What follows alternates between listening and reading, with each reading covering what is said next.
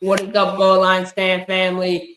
I know it's different seeing me in this kind of chair position or whatever, but I'm back here tonight with my boy Kenyon, episode number 17. Our boy Michael has some business to handle. Justin is out at the mall shopping, probably buying his Gucci, not purses, but he got the little strap on bag. Yeah, but and then AC is out on the road grinding like he always is. Curtis is going to be joining us here soon, and then Devion had just gone missing, so no one knows where he is. Anyway, so Kenyon, man, your Browns this week, 36-19. No Flacco. Christ. Oh, man, how you feeling, man? How we feeling? Hey, I ain't gonna lie. Hey, these past 2 weeks have been so goddamn rough. Yeah. Excuse my language, but it has been. Back-to-back losses for the Browns. Ohio State lost to Michigan. And they not going to be in the playoffs I'm over here having it. I'm not going to lie to you. Joe Flacco, I already knew when they said Joe Flacco was going to start, it's going to be a rough one. But it's like, I don't want to just be out here just doubting Joe Flacco because it's Joe Flacco. But it's like, it was just so weird seeing him in a Browns uniform. I thought I was in like the Matrix or something.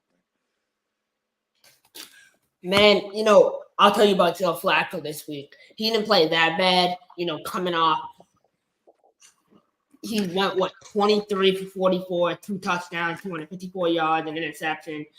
Not bad, honestly, not bad. He's been out of the league for a little bit here, starting at least. So I was kind of impressed with how he played. But overall, man, the offense as a whole, defense especially, the defense seems – what's going on with the defense, Kenyon? I mean, what's going on? I guess I want to just chalk it up to every dog has its day. Because, we've been having a great defense all year. Defense flies to the ball, hats on the ball. But it's like, I guess I can just say every dog has its day. I don't want to put too much on it because it's like I know my Brown. Once I get too deep in it, I'll be talking for the rest of my life about these brothers. But hey. I mean, I think the Browns overall have been kind of, obviously, like you said, inconsistent this year. The offensive line, I think, has done a great job, though. I feel like you have to give the O-line its flowers. Different quarterback every week, kind of getting the timing right. I mean, they protected P.J. Walker pretty well, Joe Flacco this week. I mean, he had time to throw. So when I look at stats and I see a quarterback over 200 yards, or let's say maybe 225, that to me shows that their offensive line had a good day. So, but the rushing attack, I mean, Jerome Ford, Kareem Hunt, Jerome Ford these last couple of weeks it's gone, ghost. He's on my fantasy team, so, I mean, what's going on with Jerome Ford? I have no idea. I think Kareem Hunt, the expectation was for him to step in and be RB1, and he hasn't. So, that's what it is with the Browns. Kind of going to my Patriots here. I don't even want to talk about my Patriots. It's not worth my time. I've stopped watching completely. I think we're 2-10 now. I didn't even watch last game, to be honest. But Bailey Zappi, I mean, 0 points, 6-0. I think that's the worst loss I've seen. Not as a Patriots fan in the NFL in general. To drop 0 points, it's unbelievable. Like, that is bad. And for me to sit here and say, oh, Bailey's better than Mac, I can't, because, 0 points is pretty bad. So, this week we're going into Pittsburgh. Juju's return home, so I'm hoping Juju had a great homecoming game back in at Heinz Field. So, that's the only hope I'm really holding on. Ramondre Stevenson, most likely out for the season. I guess when you look at this Patriots team, Kenyon, and as you are a guy trying to get in the NFL, right, yourself, what do you think you need for NFL scouts to be able to look at you and kind of keep more an open mind with teams at this point in the season? Because what they're trying to do right now is not worth it, Can you repeat the question there? I thought of the question, I said it, and it came out weird. But when you look at like teams this late in the season, right, you would think they would be trying to go and look at the free agent pool with like the USFL and the XFL and like Europe and everything, but they're not. They're kind of just stuck in their ways, looking at the practice squad guys they have. How do you think teams can make sure they bring in more guys out of the building, if you know what I mean? Okay, I got you now. Um, I feel like nowadays coaches need to have an open mind about where they find their talent from. Because I know a bunch of people that are, I'll give league ready, and they're in like the smaller leagues. But it's like if the talent is there, I truthfully believe that they will find you. They'll come and look and find you. Somebody's gonna say something to somebody, and you will be noticed sooner or later. If your talent is true enough, you will be noticed. So I think people just need to just start really looking deep within the smaller leagues and just really like trying to find somebody that's willing to be taught, someone that's like that has that dog in them, and also someone that is ready to play, because that's a big thing that these coaches really want, is someone that is mentally, physically ready to play. Without a doubt, and this kind of leads me into my next point here. We were talking about this a lot in the chat and kind of last week too. Your height, you're 6'6", I believe, 325 pounds last time I checked. Um, with a guy like your height, I would think when you were at Valley Forge, you would have had the opportunity to enter the transfer portal and look at other options. Going back on that experience, would you have entered the transfer portal? And like, what do you think about the transfer portal in general? See, I just saw something about that before we even got on to the call. That's so crazy. Like, I saw this video. I'm gonna quote the video, and it was a room full of high school kids, and it was a basketball team because we're approaching basketball. So I'm just going to use that example. So it was one kid that was 6'7", another kid that was probably like 6'5", probably within that range, and then everybody else was kind of under that. And the coach broke it down to the kids, and he was like, the kid that's 6'7", he's gonna have a completely different route than everybody else, just because of his size factor. You can't teach size. Size is something that, what I'm saying, you're kind of blessed with. And you can teach the person with the size to do what you need them to do. That's kind of what I've kind of gotten out of the whole thing throughout my little career. My pops have told me about that as well. It's just different things. But the like, what I'm saying, the bigger you are, the more, like, what I'm saying, area of surface you take up, the more, what I'm saying, you're looked at. But the transfer portal is like, I'm kind of iffy about the transfer portal because it eliminates spots for the high school student. Because a lot of schools now aren't really going to take a whole lot of like high school students, like, what I'm saying, back when I was in school, because everybody has the access to a seasoned player. You already know what he can do, you already know what he can't do, and you already know what he's good at. You know what I'm saying? And a lot of coaches will be willing to take the chance on the seasoned vet than having to build up a high schooler that's going to take 2, 3, possibly 4 years to get them into a system and get them ready for the game. No, I mean that's right on point, man. That's what I was gonna say too, and it also kind of takes away from the when you look at the NIL and transfer portal, kind of tying it back into this NFL talk. Is the NFL has always been everyone's dream, right? All however many athletes there are across all 4 divisions of college football, like they dream to make it to the NFL, right? But when you get paid $50, $60, $70,000, and I'm just speaking like relatively, right? If you're an average player on a Power 5 team, that's how much you could be making with NIL. And that's not even, I'm probably lowballing, honestly. There's guys who are making 100K right now, 200K, 300K. If I'm making that type of money, my need to go to the NFL, like, why even put my body at risk? You know what I mean? And I've always said this, like, after college, if you're living with your parents and they're providing you food and they're providing you everything, you don't need to make more than $20,000 a year. If you really think about that, because what do you need that money for? Transportation. So if I'm an athlete, I'm making like SMU. SMU pledged to give all their athletes on all their sports teams, basketball and football specifically, I believe $35,000. If I'm making that money all 4 years, every single year, like that's crazy. So and then the junior college too. There's a lot of good NFL players from junior college. Tyreek Hill, Aaron Rodgers, Josh Allen, Jalen Warren from the Steelers, running back who beat out Najee. Like there's a lot of good, like players in general, and receivers especially in JUCO. So it makes those guys get overlooked. So that's why I'm not a fan of it. But kind of moving quickly on to our next topic here.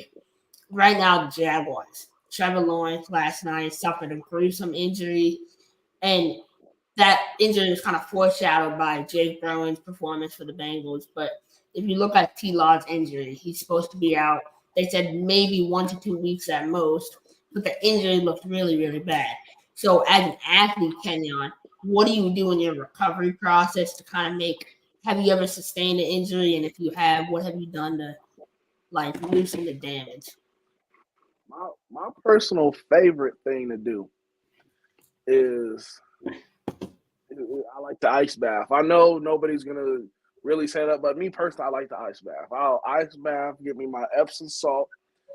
I'll mix two. I'll give me my lavender one, and they got the doctor shows, and they got a special one for muscle relaxer. Put both of them in there, and you got your little icy hot roller on. I'll put it on because my shoulder was bothering me last year, so I'll put a little on my shoulder, go in neck deep, man, come out 5-10 minutes later, I'm a brand new man. And, hey, if you want to try out my method, it's gonna work. I'm telling you, hands down, it works. Man, I agree. I do foot soaks every single day, hot water, Epsom salt. I think it does magic. So, appreciate you saying that, representing the foot soak community out here. But kind of going with the Bengals, I know you're a Browns fan, but kind of talking about AC's Bengals. I mean, when you have skill position players, I feel like I don't want to say they got lucky because they played a great game offensively. But when you have a guy like Jamar Chase, I mean, at one point he had 7 receptions for 104 yards and a touchdown. How big is that? And like the Bengals right now, do you think they're going to make the playoffs or no? Man, I have no idea because I don't want to just be out here biting my tongue because it's like I know I'm gonna hear about this later on. Like AC gonna head into the group chat and he's gonna try and get at me, but I'm trying to do him justice because my Browns are doing no better anyway. So realistically, I think they might have a better chance than the Browns. I'm gonna say it like that because these last 2 weeks weren't cutting it. But I feel like as a being a vital wide receiver in offense, if you have plus 100 yards, with only 7 catches, that's a great game. You did something, sir. Hey, I'm an offensive lineman. I wouldn't ask for anything more. That's just me personally. I agree with you 100%. I mean, you look at this right now with how he played last night. He was extremely accurate for a guy making his 3rd career NFL start. So I was super impressed with the way he played. But then people have to also remember he was a 5-star recruit. Michael brought up this point last night too. Like he was a 5-star recruit. He went to Washington. So those expectations, he kind of lived up to them to a certain extent. going on to our next topic that we had on the agenda was the Houston Texans and CJ Stroud. Now that Tank Dell is out for the rest of the season, most likely, do you think CJ will keep up the same level of consistency? And are the Texans legitimately a favorite to win the AFC South at this point? I don't think they're gonna. I don't think they're gonna win it, but I think they're gonna put up a damn good try. You know, CJ Stroud, I have nothing but faith in him. I feel like he can kind of work with what he has. He can still like if he needs to, he can still scramble, get up out the pocket and run and get his couple yards and slide and do his thing. So I feel like he's going to need to have a very smart game coming up. He's going to have to be very aware of his situations down and distance, clock management, But I feel like they got something going on down there, and I feel like it might really be possible, but I'm gonna just say no, just to you know what I'm saying. Just be safe.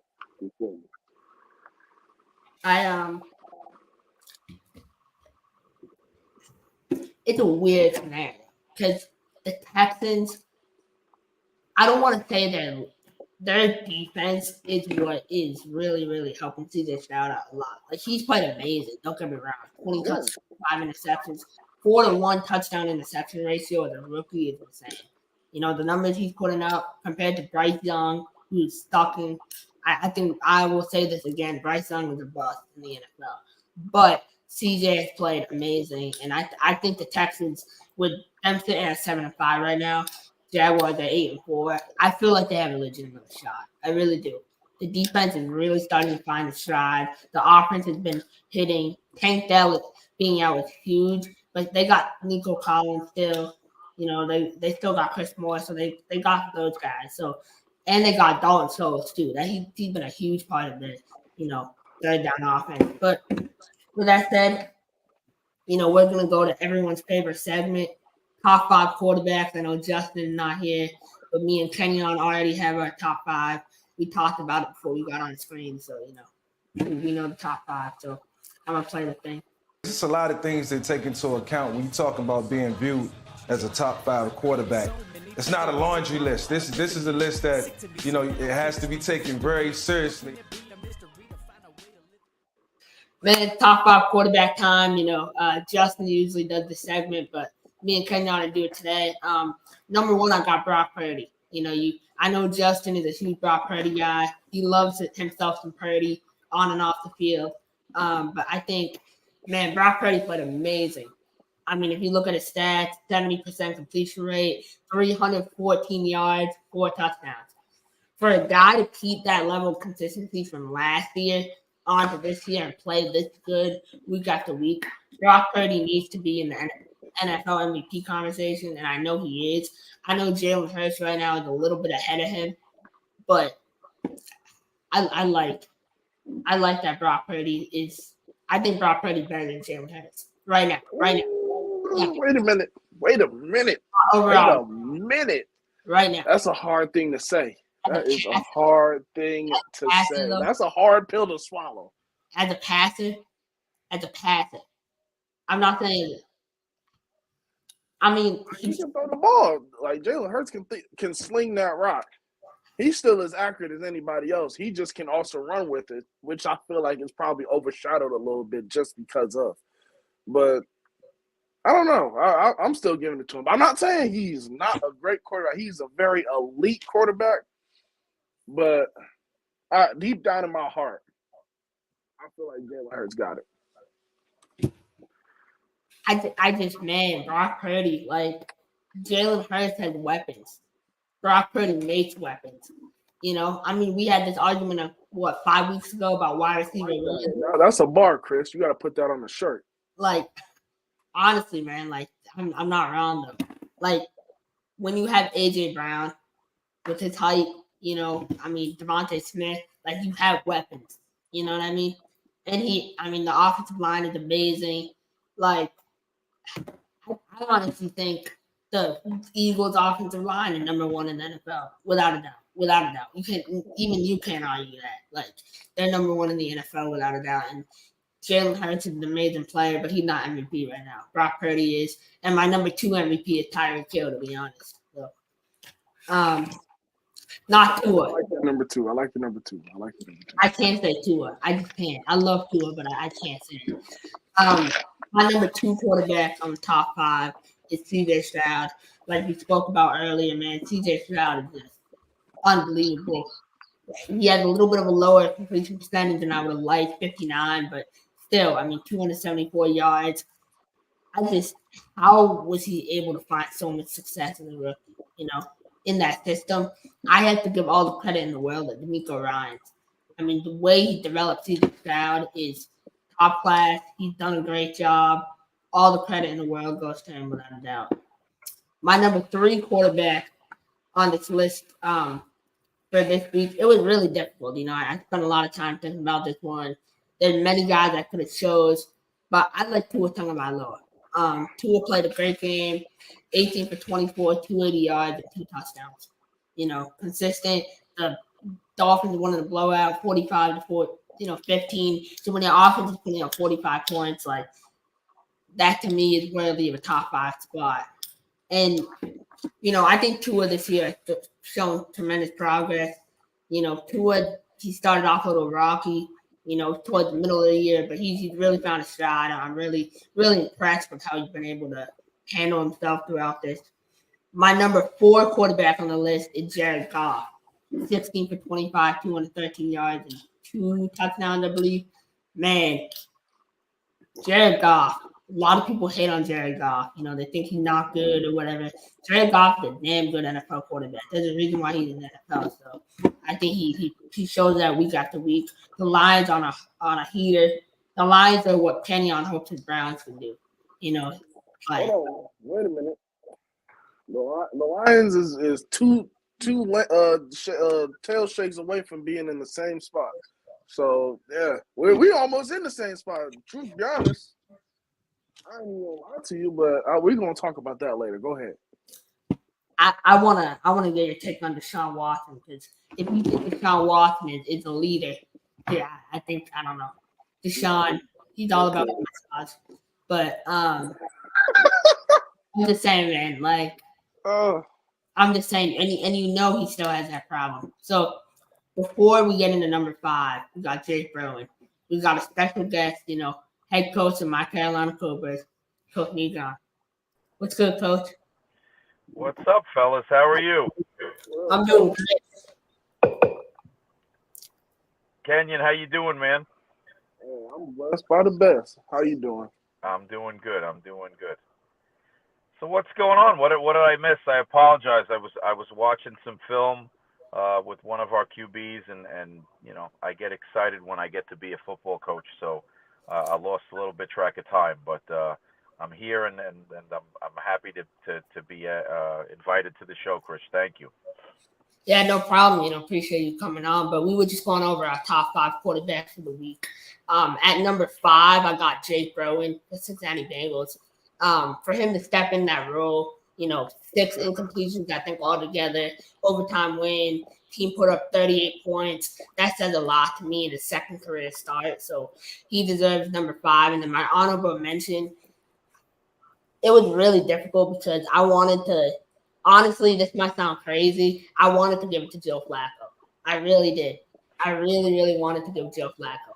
But you can't lose by 2 scores, But I'm going to give my honorable mention to Joe Flacco, 2 touchdowns, 1 interception, kind of coming off of that injury that he suffered, not last week, a year ago, he suffered a bad injury, so he's coming back in the league. That's really impressive.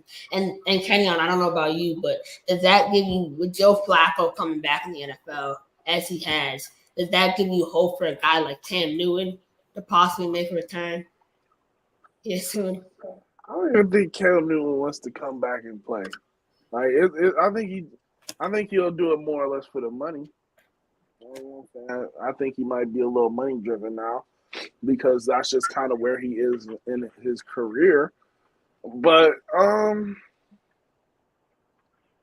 I do believe that if somebody really wanted to give Cam a shot, Cam could go out there and do the doggone thing. What about you, Coach? I don't think Cam's arm has ever recovered from the shoulder injury that he had. If you look at throws he made when he was in Carolina the first time versus throws that he made when he got signed with New England, I don't think there are throws he can make on the field like he used to be able to at the beginning of his career. I think he struggles with intermediate throws. I think he's just got some real damage in his shoulder. And now, his physical presence as an athlete has to be intimidating from the defensive side of the ball. I still think Cam is a threat with the ball in his hands when he's running. But at some point, when you play the QB position, you've got to make that throw that's going to get you 3rd and 7, 1st and 10 on the, you need a throw. And I don't think he can make those throws anymore. So that coupled with, I think Kenyon has a good point. I think Cam would do it for the money, but if your shoulder's hurting, you're not motivated to play, and they got to give you a certain amount of money to get you off the couch. And Cam's not struggling for money, so he's good where he's at. Without a doubt, and I think Cam still has passion for the game, but last year he was really close to signing with an NAL team, so he still wants to play football. It's just that that extra push per se. But with our individual team reactions, Coach, your Buffalo Bills are 6-6. Their next 3 games are the Chargers, the Chiefs, and the Cowboys. How are you feeling overall about your squad? I don't feel good. I think that losing the Philly game really took a lot of just that emotion out of us. I think it's just, sometimes things just takes the breath out of you. And I think we needed to win that game. I think the Cowboys are playing really well. We have them on our schedule. We have the Chiefs on our schedule. Not really worried about the Chargers too much, except for the fact that we're going to LA. So anybody can hit the lottery at home. So, you never know. But the AFC's tight right now, right? So even with winning, we need other teams to lose games because of the position we've put ourselves in right now. So I don't feel great. I'm channeling all of my energy and emotions to Carolina Cobras 2024. Without a doubt. I feel good about the Bills, to be honest. I think the offense has looked much improved over the last 2 weeks. The play calling has been better. I just think as long as they win the next 2 out of 3, they have a shot at the playoffs. But you have to win 2. And I think you can win 2. I think you can beat the Cowboys. I think you can beat the Chargers. The Chiefs, well, honestly, the Chiefs are inconsistent. That's another thing we didn't talk about. The wide receivers. How bad can you be for an NFL receiving corps to have that many jobs? They lead the league by more than double digits in jobs. That's crazy if you think about it. So, Coach, when you assess wide receivers, what are some things you look at? Because a lot of the guys you're signing, you haven't had the opportunity to necessarily watch in person. Film can kind of lie. You know what I mean? Yeah. I think when I make decisions on signing receivers, each receiver is signed by design. So I think that each receiver brings a skill set to the table that's paramount to the overall picture of the offense. I look for details, Krish. I look for receivers where the details matter. So how you run your routes, knowing, when to make certain choices, the way you communicate with your quarterback, what you do during practice, and when no one's looking at you to get better at your profession. Those are the things that I want. And I think you want receivers that understand sometimes what they do has to be done within the overall scope of the game. It's not just about one guy, right? We have at minimum 3 receivers on the field on every play. It can't be all about you. Sometimes I need you to do things to open up windows for other athletes on the field. So if I can get a receiver to buy into the overall game plan, then I will assure that receiver that they will get their time to shine when the defense offers us an opportunity to give them a time to shine.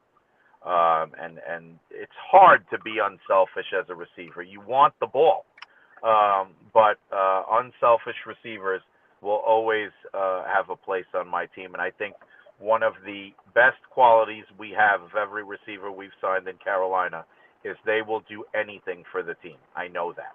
And I think that's something that you need no matter what level it is, NAL, NFL, college. You have Patrick Mahomes as your quarterback in Kansas City. He'll get you the ball when the time is right. You've got to be willing to accept some sacrifice to get to that point.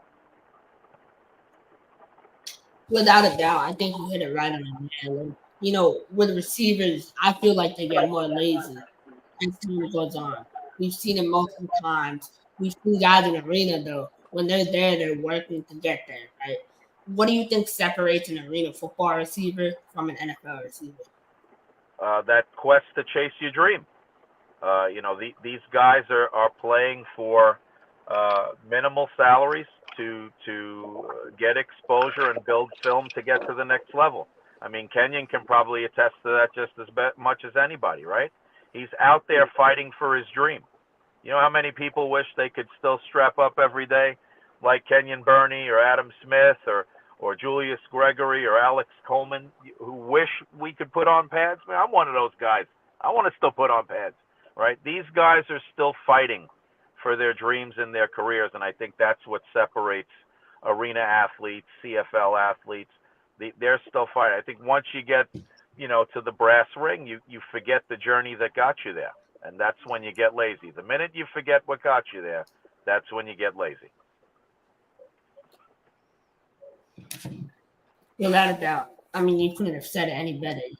I feel like laziness is more prevalent in football nowadays. And Kenyon, we talked about the transfer portal earlier. What do you think about NIL, name, image, and likeness?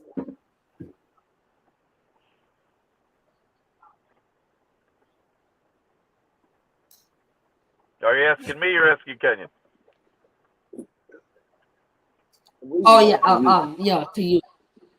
What do I think? That was to you first. I mean, I like that college athletes can share in the revenue stream that is college football. I mean, there's no doubt there's a lot of money to go around in collegiate sports.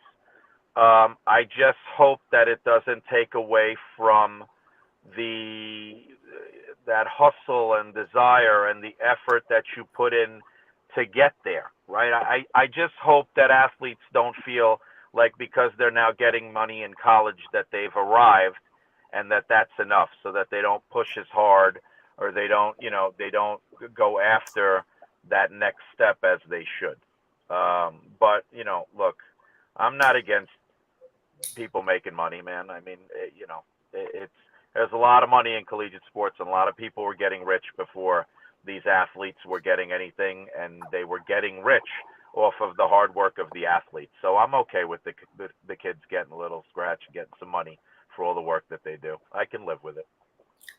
And I'm glad it's happening when it's happening, because I feel like if it happened, a couple years ago, a guy like Malik Henry would be a millionaire.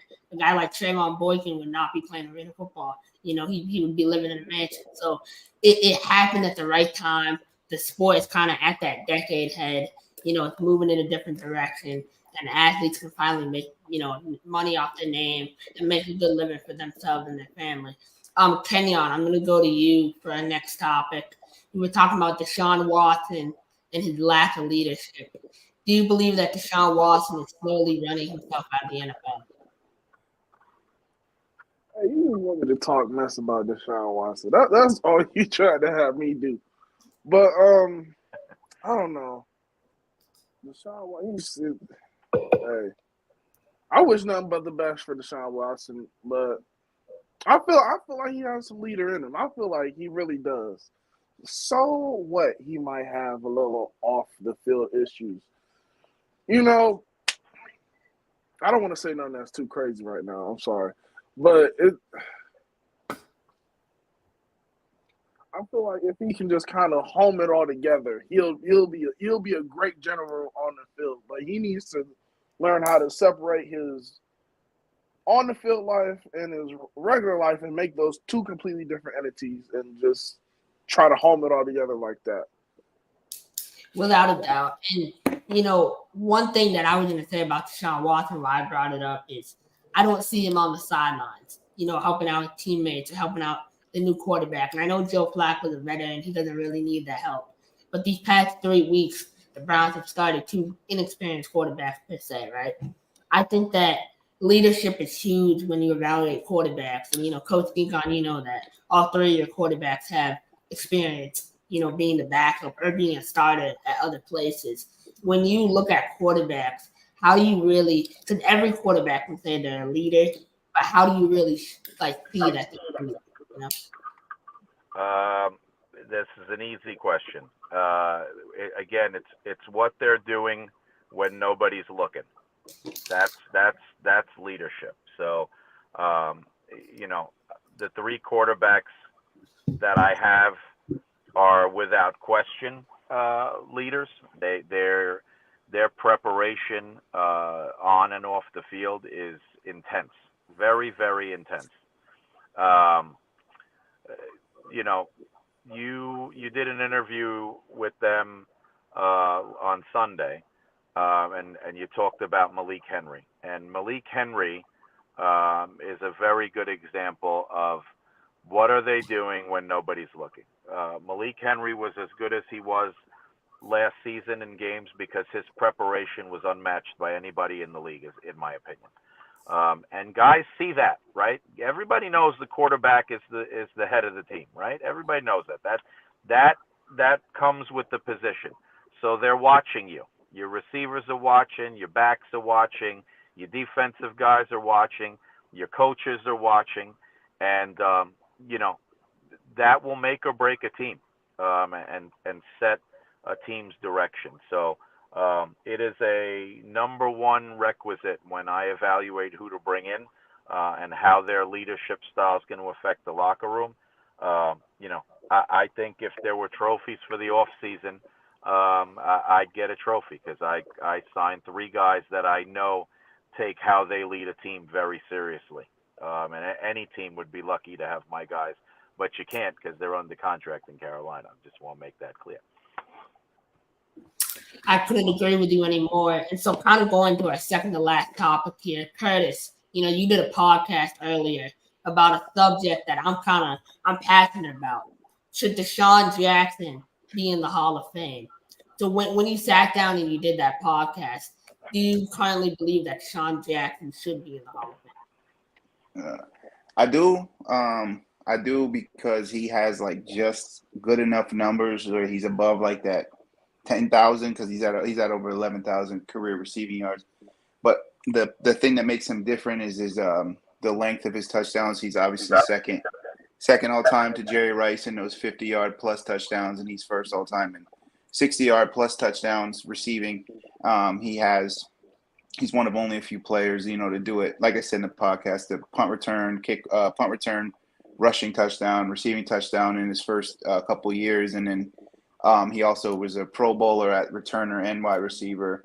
I know, at the tail end of his career, he kind of tailed off, but he was still a home run hitter his whole career. I think it was last year. It was either last year or the last year he was with the Raiders. He had a 50-yard plus touchdown.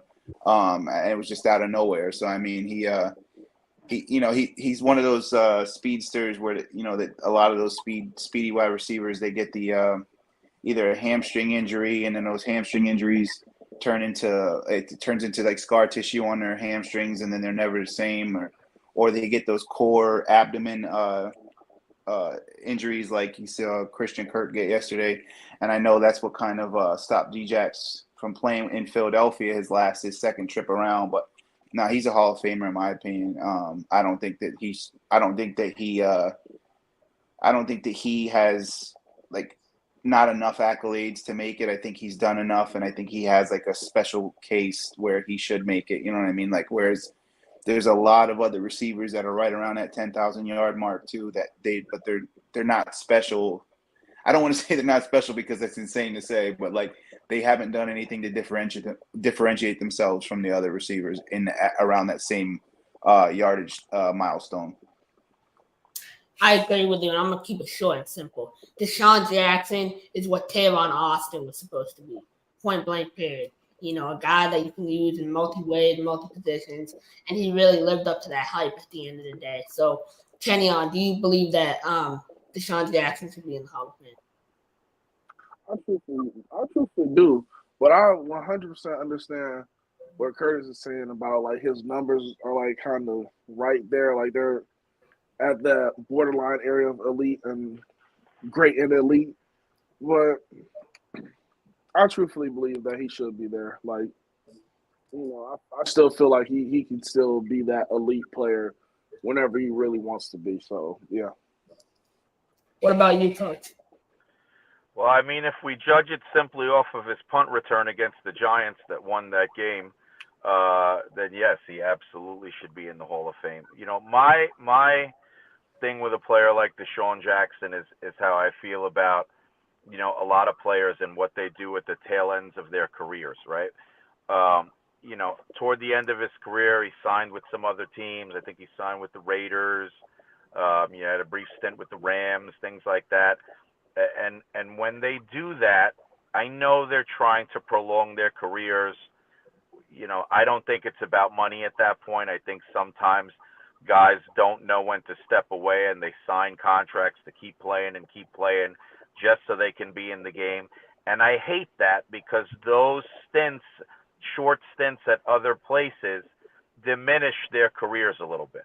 When you think of Deshaun Jackson as an Eagle, it's no question. It's not even up for debate. He should be in the Hall of Fame. But when I think of Deshaun Jackson as a Raven or a Ram or a Raider, I forget about the Deshaun Jackson that was at the Eagles. And I hate that for him because they're going to carry that as part of what they utilize to vote him in. Do I think he should be a Hall of Famer? The receiver position it's hard. There's a lot of good guys out there.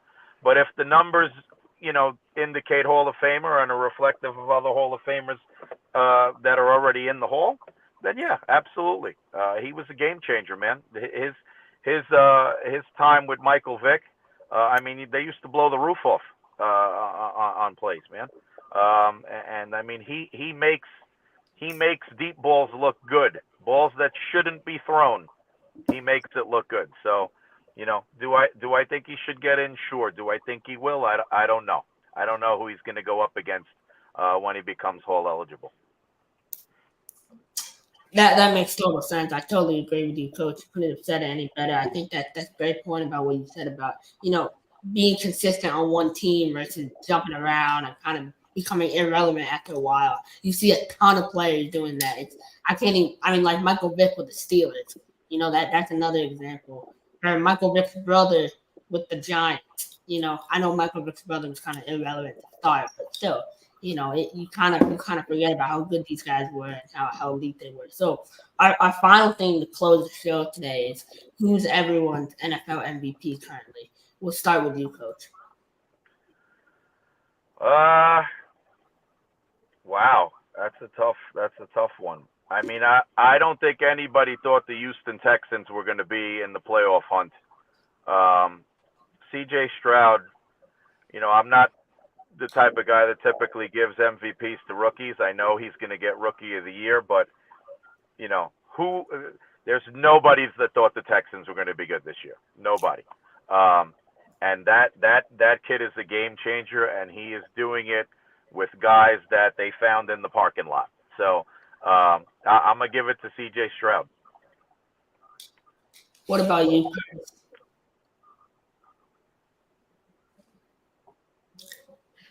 Oh, I think we lost Curtis here. What about you, Kenyon?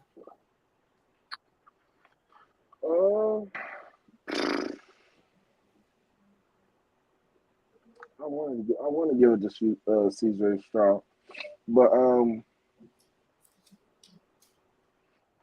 somewhere in the back of my mind, I want to say Jalen Hurts, and somewhere in another far corner, I want to say Lamar. But I guess I would more or less give it to Jalen Hurts. I think you kind of put me on the spot, and I want to give a better answer, but right now I feel like Jalen Hurts.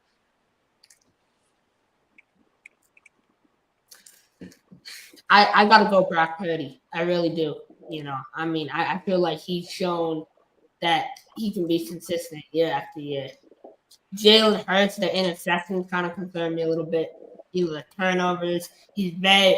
Jalen Hurts, Josh Allen is the most reckless quarterback of the elite quarterbacks in the league in turning over the ball. But I feel like Jalen Hurts is right there. I mean, he's super reckless with some of the decisions he makes. Brock Purdy is elite all around. So Brock Purdy, my MVP. We got Curtis back here. Who's your MVP? It's crazy to say if I didn't have to choose a quarterback, I'd choose Tyreek Hill. I don't think there's any player in the NFL better than him right now at the position. But it's always going to go to a quarterback, especially in today's NFL. And in my opinion, there's no better quarterback right now than Dak Prescott. The past 6 weeks, he's been on fire. He's got like 24 touchdowns or 23 touchdowns in the past 6 games, or past 8 games. I'm sorry. I mean, there's no quarterback that's putting up better numbers than him. And obviously, he has the same kind of situation with some other quarterbacks where, you could say, well, the defense is carrying him, or he's being carried by better players around him. But Dak is not making any mistakes. He's making good throws. He's just torching everybody. And Dallas have a stifling defense. It's just a recipe for success. I don't know if they could beat the 49ers, though. We saw what happened earlier this year. So, but yeah, Dak Prescott's my MVP this year. Man, I think those are all good candidates. Dak Prescott, I'm interested to see if that comes true, because if it does, he's getting a massive contract extension. Yeah. I already think he's in for a big one. I think he's going to want the Supermax again. But with that said, man, any last thoughts from any of you guys, feel free to say in the comments around here. I appreciate everyone watching, and I'll see you guys next week. We'll have the full crew. Michael will be back, and I appreciate you, Coach, for doing it. No, thanks, guys. I appreciate it. You'll have a very blessed holiday and Merry Christmas.